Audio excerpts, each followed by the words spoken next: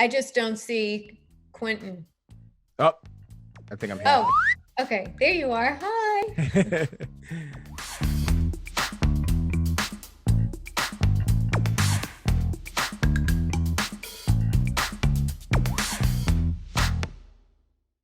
Hi guys, welcome. This is Candy Unwrapped. And today I am so happy and so fortunate to have a very special guest named Quinton Clawson, or better known as the Mental Health Master. And Hi. there goes my doggy. How Hi. are you? I'm good. How are you? I'm very good, thank you. Thank you for being here. Yeah, of course. I'm really happy you're here because being a mental health master, I think right now in these times, there's a lot going on with people that they've never experienced. And I want to ask you some questions that I don't know personally how to deal with it and what frustrates me. The first one is, how can we lose the stigma that mental health is not as equally important as cancer or diabetes, any kind of thing like that? How do we do that? I think first and foremost is education. So learning about it. The brain's an organ like anything else. So kind of like how cancer could be, a disease of your bones or, in your bones or something like that. Same with mental health. You can have an illness of the mind. Therapy or psychiatry would be ways of addressing that. So I think education, learning about different disorders, different mental health issues. What if there are people out there, because I'm sure there are a lot of people who are watching us who might be embarrassed and not want to ask their, let's say, parents or a teacher or a friend. They're embarrassed that they're feeling desperate. What do you do?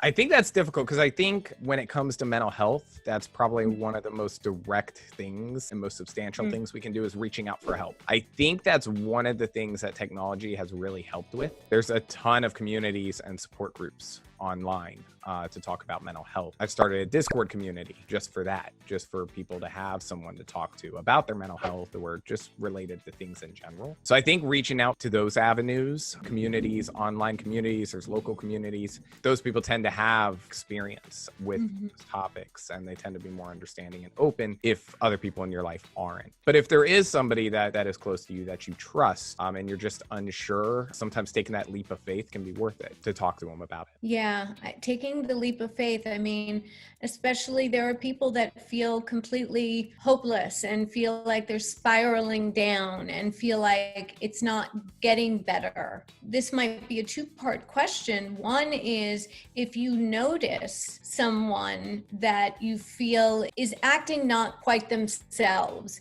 is there a way to identify if someone is going through a similar thing, like, a depression, and what could you do? Yeah. So for depression, a lot of like the hallmarks, everybody responds a little differently, but some hallmarks of it are things like social isolation, kind of pulling away from everyone, receding into their self, lack of interest. Which we're kind of in today, right? I'm sorry. Right.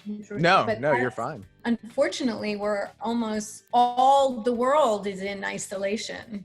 And that's what's leading to a lot of mental health issues today. Yeah, I was reading the most recent statistics on it, but as far as calls to the crisis line, they've increased exponentially since March. And so it's definitely been an impact on people just in general. I think it requires us to kind of adjust our entire lives. And that includes the things we would usually use to cope, like going out, seeing friends, seeing family. We can't do those same things anymore. It's like, what do? I go to one room versus the other room. Yeah. Why don't we do this anymore? If you have access to a computer, I mentioned Discord earlier, but a lot of people have been going to things like Zoom, Discord, video conferencing calls, things like that to play video games with friends. Raj, Imperial troopers on your tail. Got him. When Gandhi advocated his philosophy of nonviolence, I bet he didn't know how much fun it was killing stuff. There was a Google extension that was being used to watch Netflix movies with people. Oh, really? Yeah, and I'll have to find out I can't remember the name of the extension, but it was one right into the browser. So you could watch it at the same time. So like, so I could comment to someone as a friend and be like, wait, what did she say? Something like that? Yep. Brilliant. So, what'd she say? Yeah, and again, I mean, it's different than like having your friends over, and all Sure. sitting on the couch together. But it's something.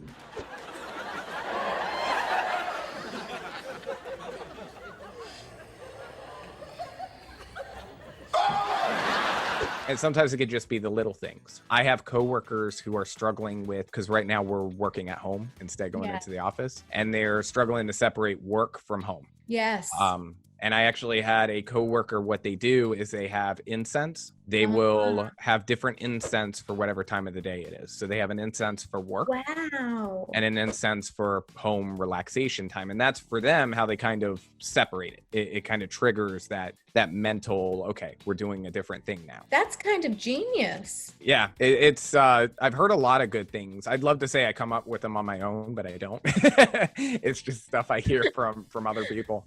What advice would you say to kids that are watching this right now? I mean, just all over the world, it kind of looks like a war zone. What do you say to them? For that, I would say as far as, the stuff like the stuff in our environment, I would say if there is a trusted adult near you, maybe one, even if it's not your parents because you're afraid you're going to get in trouble, but a trusted adult in general, I would express whatever it is you're feeling. And you can express it in the most basic way. It could be, I'm afraid. Being able to explain what we are going through allows those around us to respond appropriately. What do you find are people and children that you're working with today mostly? What are the most common problems? I would say a lot. I mean, specifically, I work in trauma.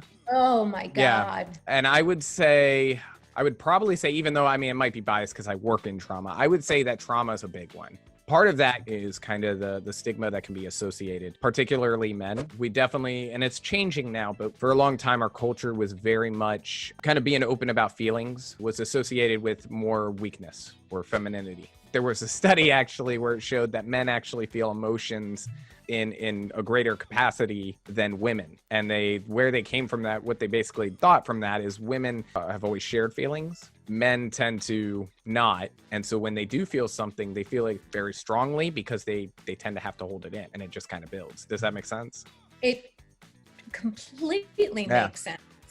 And really the one emotion that is kind of socially acceptable for men to express or has been historically is anger. A lot of the emotions like sadness, we actually see sadness expressed as anger in kids and teenagers a lot, but also adult men. A lot of what I see comes back to trauma. A lot of what I see comes back to trauma. Can you define trauma? I mean, trauma... Yeah.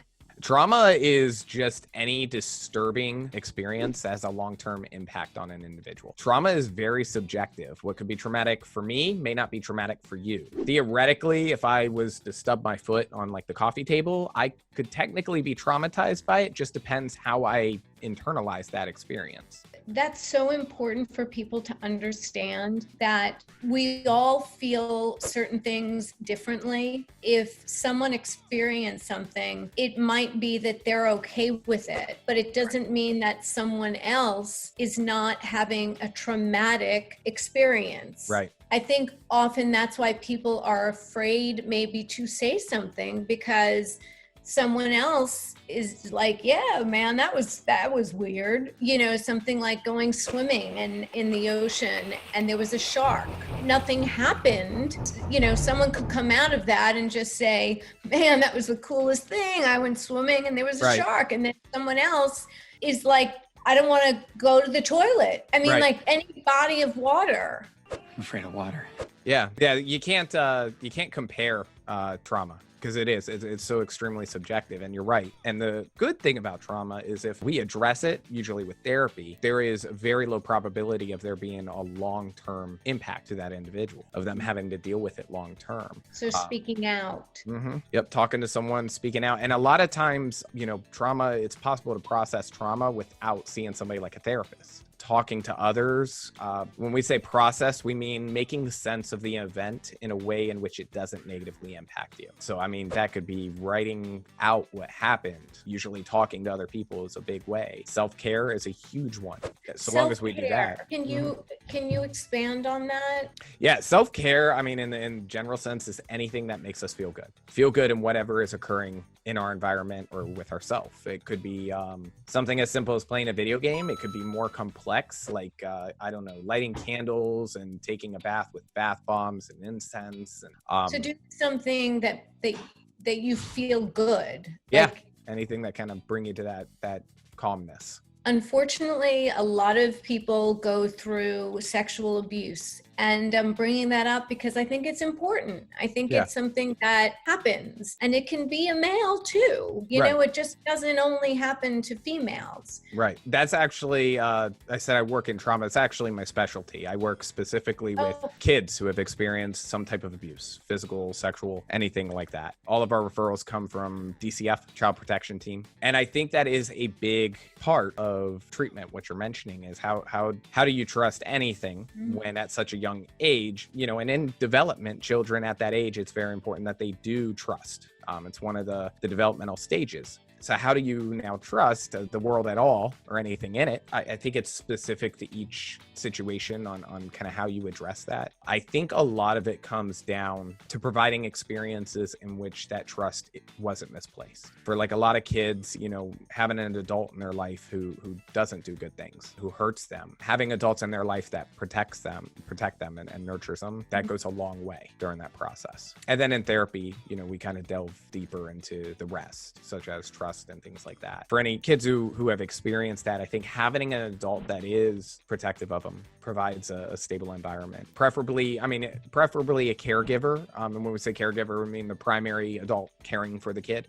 You know, it could be a teacher at school, it could be a mentor in the community, any adult. These are really important issues. And what do you find to be the most difficult thing working in trauma yourself? I would say specifically for what I do, I would say the system, and by that I mean the courts and law enforcement and things, not working for the kids. And I don't think that's any one entity's fault or person's fault. I think just the way things have been set up with due process and everything like that, and the loopholes that are in our laws, kids tend to not get heard. And I think that's probably the most difficult thing for me, you know, such as like a kid who has been physically abused in the past, being forced to, you know, 50-50 custody with that perpetrator, the alleged perpetrator. How can we lift someone up who's now listening to this feeling like, oh my God, now what? I think I'll say the positive thing about in what I do. The kids after they complete treatment, you know, I'll see these kids from a very coming in at a very low point, and when they leave, there is just so much hope for the world. And I think for me, that's what's kind of made me so passionate about this job, just what you see after.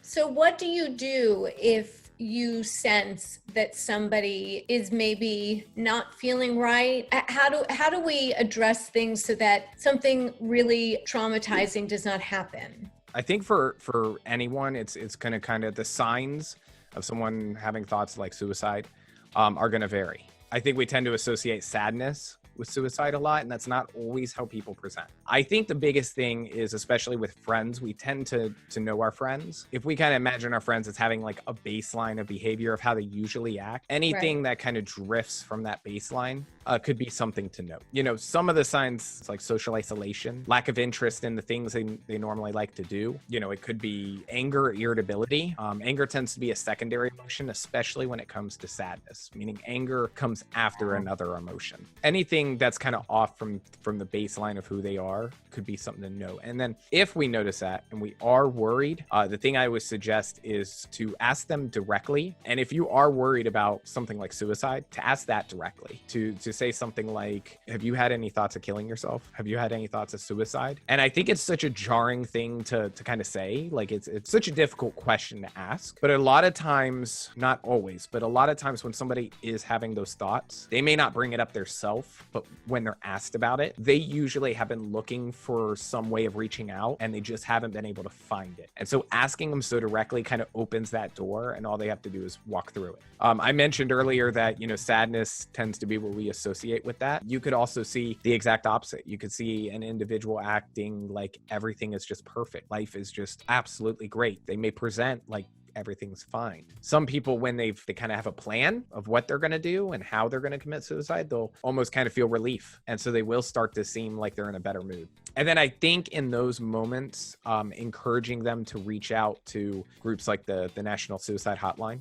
Sometimes suicide is a very short-lived thing. And after we're through that moment, we're able to be okay after. But the suicide hotline is big because there's not always someone there. And they're there 24/7, correct? They are 24/7, right. I just thought of something while you were saying all of that. You teach children, I think, certain things that are important, like 911. Mm-hmm. If mommy or daddy is, not moving, or, I mean, there's certain things, and maybe they even or teach them their address. Right. I think that wouldn't it be wonderful to make sure that the hotline was part of their conversation? Yeah. And say that if you feel sad or nothing can get better, that here is a number, and make it as basic as all the other things. Yeah. And there's been a huge push recently to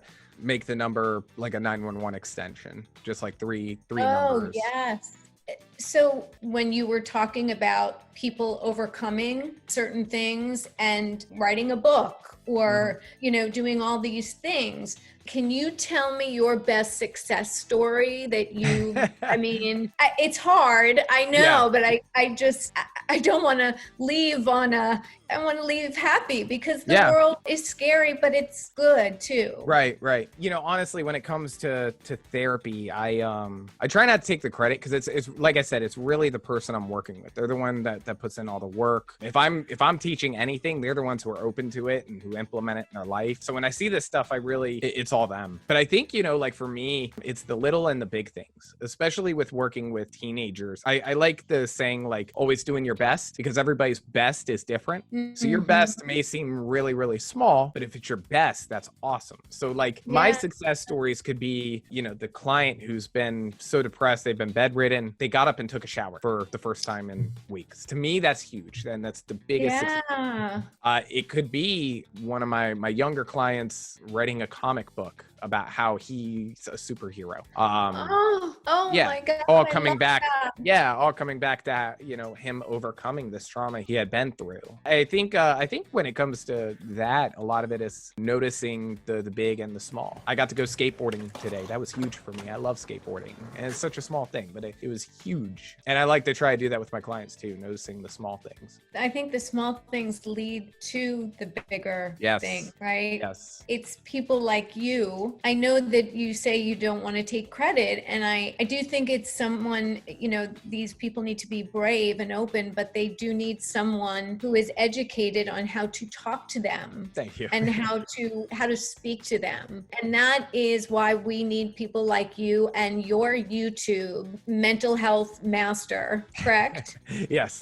Is a go-to. Quinton, you are unbelievable, and thank you. Really, I want people to go to your channel, because it is, I think, in this current situation that we all are in, we are experiencing things we've never known. It's just a weird time. And Mental Health Master Quinton Clawson is the place to go. Thank you. You're amazing. You're really amazing. It's been great talking to you and getting to hang out with Candy Unwrapped. Yes. I'm unwrapping. I emotionally. I love the positivity of your channel. That's what I like the atmosphere of it. Yeah, thank you. Yeah, that's why I was excited to do this, because I was like, this is going to be a lot of fun. Thank Positive you. Energy. Yeah. I may call you if like I need help. Yeah. No, feel free to reach out anytime. Great meeting you. Bye. Bye.